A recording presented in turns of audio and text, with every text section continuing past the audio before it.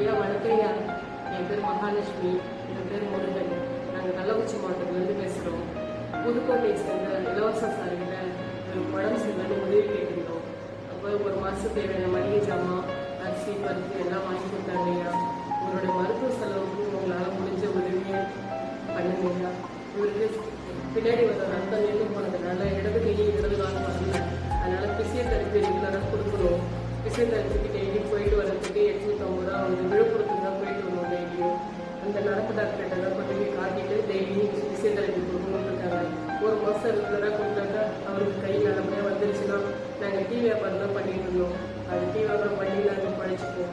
அதே மாதிரி நாங்கள் நல்லாயிட்டதுக்கு அப்புறமும் நாங்கள் இலவச சாருக்கு என்ன உதவி பண்ணாலும் எங்களால் முடிஞ்சது நாங்கள் அனுப்பியிருக்கோம் சார். உங்களால் முடிஞ்சது இலவச சாருக்கு அனுப்பி வைங்க எங்கள் மருத்துவ செலவுக்கு. ஐயா எங்களுக்கு உதவி பண்ணி எங்களை நல்லபடியாக ஆகிட்டு வரீங்க. நன்றி.